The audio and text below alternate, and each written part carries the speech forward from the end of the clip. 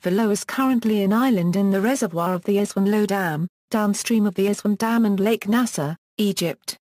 Philae was originally located near the expansive First Cataract of the Nile River in southern Egypt, and was the site of an ancient Egyptian temple complex. These rapids and the surrounding area have been variously flooded since the initial construction of the old ALll Dam in 1902. The temple complex was later dismantled and relocated to nearby Agilka Island as part of the UNESCO Nubia Campaign project, protecting this and other complexes before the 1970 completion of the Aswan Dam. Geography.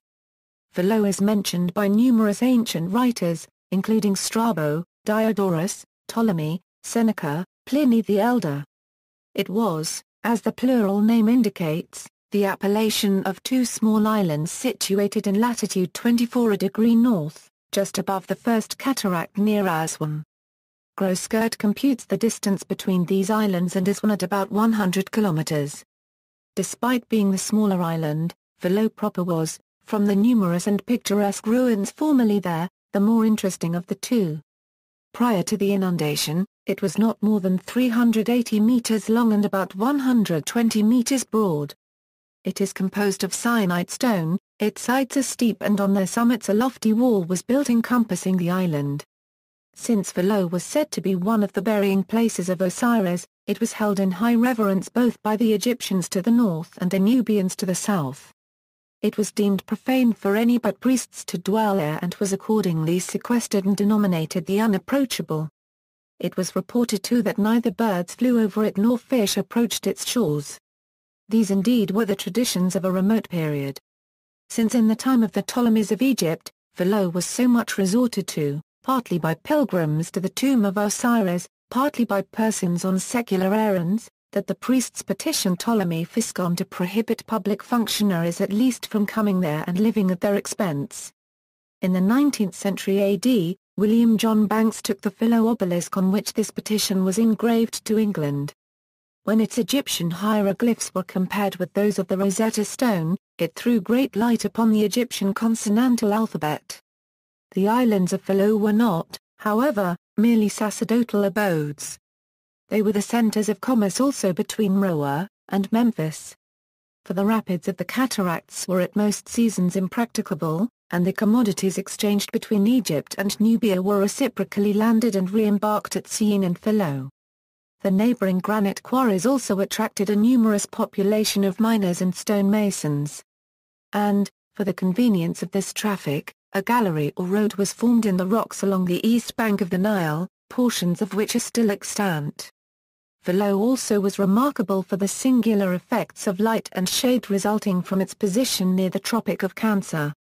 As the sun approached its northern limit, the shadows from the projecting cornices and moldings of the temples sink lower and lower down the plane surfaces of the walls, until, the sun having reached its highest altitude, the vertical walls are overspread with dark shadows, forming a striking contrast with the fierce light which illuminates all surrounding objects.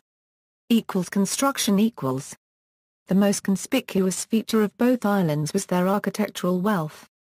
Monuments of various eras, extending from the pharaohs to the Caesars, occupy nearly their whole area. The principal structures, however, lay at the south end of the smaller island. The most ancient was a temple for Isis, built in the reign of Nectar-Nebu I during 380–362 BC, which was approached from the river through a double colonnade. Nekhtenbef is his nomen and he became the founding pharaoh of the 30th and last dynasty of native rulers when he deposed and killed Neferatu. Isis was the goddess to whom the initial buildings were dedicated. See Jahat Hanes' A Short Architectural History of Philae and numerous other articles which incontrovertibly identify Isis as the primary goddess of the sacred isle. For the most part, the other ruins date from the Ptolemaic times, more especially with the reigns of Ptolemy Philadelphus, Ptolemy Epiphanes, and Ptolemy Philometor, with many traces of Roman work in Philae dedicated to Ammon-Osiris.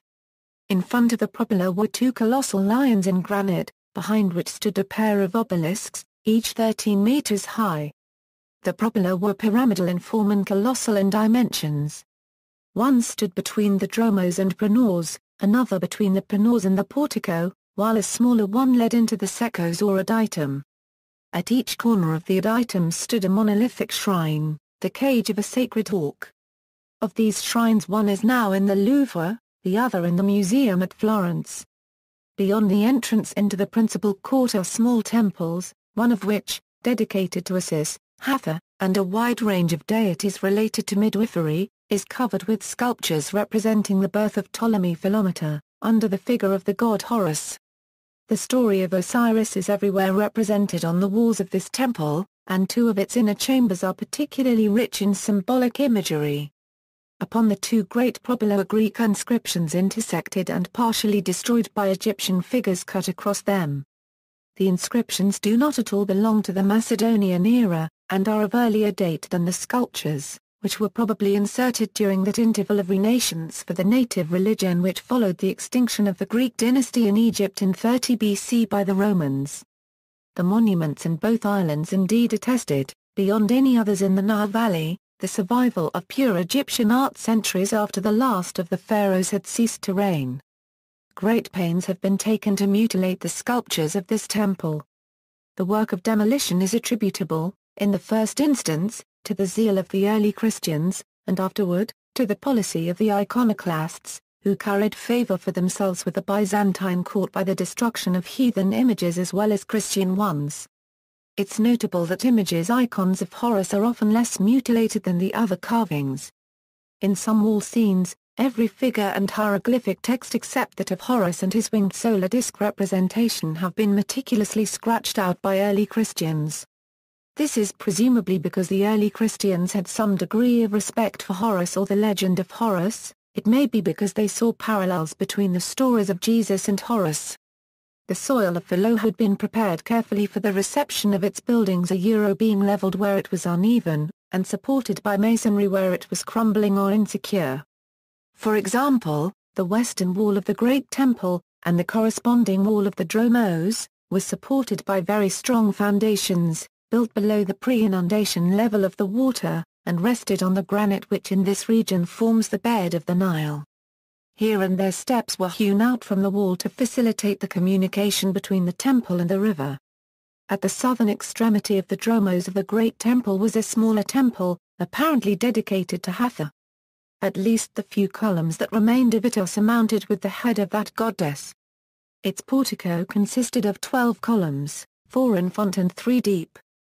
Their capitals represented various forms and combinations of the palm branch, the doom palm branch, and the lotus flower.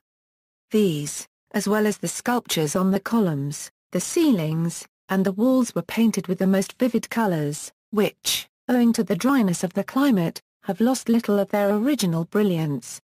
History Pharaonic era The ancient Egyptian name of the smaller island is Philae, or boundary. As their southern frontier, the pharaohs of Egypt kept there a strong garrison, and it was also a barracks for Macedonian and Roman soldiers in their turn. The first temple structure, which was built by native pharaohs of the 30th dynasty, was the one for Hathor. Greco-Roman era The island temple was built during the Ptolemaic dynasty. The principal deity of the temple complex was Isis, but other temples and shrines were dedicated to other deities such as Hathor and Horendotes. The temple was closed down officially in the 6th century AD by the Byzantine Emperor, Justinian. Philae was a seat of the Christian religion as well as of the ancient Egyptian faith. Ruins of a Christian church were discovered, and more than one item bore traces of having been made to serve at different eras the purposes of a chapel of Osiris and of Christ. 1800s The island of Philae attracted much attention in the 19th century.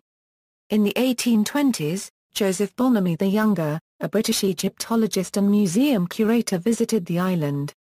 So did Amelia Edwards, a British novelist, in 1873–1874. The approach by water is quite the most beautiful. Seen from the level of a small boat, the island, with its palms, its colonnades, its pylons, seems to rise out of the river like a mirage. Piled rocks frame it on either side, and the purple mountains close up the distance. As the boat glides nearer between glistening boulders, those sculptured towers rise higher and even higher against the sky. They show no sign of ruin or age. All looks solid, stately, perfect. One forgets for the moment that anything has changed. If a sound of antique chanting were to be borne along the quiet era of a procession of white-robed priests bearing aloft the veiled ark of the god, were to come sweeping round between the palms and pylons we should not think it strange. These visits are only a small sample of the great interest that Victorian-era Britain had for Egypt. Soon, tourism to Philae became common. 1900s. ALll Dam. In 1902, the ALll Dam was completed on the Nile River by the British. This threatened many ancient landmarks, including the temple complex of Philae, with being submerged. The height of the dam was raised twice, from 1907 1912 and from 1929 1934, and the island of Philae was nearly always flooded. In fact, the only times that the complex was not underwater was when the dam's sluices were open from July to October. It was proposed that the temples be relocated, piece by piece, to nearby islands, such as Philae or Elephantine. However, the temple's foundations and other architectural supporting structures were strengthened instead. Although the buildings were physically secure, the island's attractive vegetation and the colors of the temple's reliefs were washed away. Also, the bricks of the Philae temples soon became encrusted with silt and other debris carried by the Nile. Rescue Project. The temples had been practically intact since the ancient days, but with each inundation the situation worsened, and in the 60s the island was submerged up to a third of the buildings all year round. In 1960 UNESCO started a project to try to save the buildings on the island from the destructive effect of the ever-increasing waters of the Nile. First, building 3 dams and creating a separate lake with lower water levels was considered. First of all, a large coffer dam was built, constructed of 2 rows of steel plates between which 1 million cubic meters of sand was tipped. Any water that seeped through was pumped away. Next, the monuments were cleaned and measured, by using photogrammetry, a method that enables the exact reconstruction of the original size of the building blocks that were used by the ancients. Then every building was dismantled into about 40,000 units, and then transported to the nearby island of Agilka, situated on higher ground some 500 meters away. Nearby locations of interest: prior to the inundation, a little west of Philae lay a larger island, anciently called Snem or Senmut, but now Baji.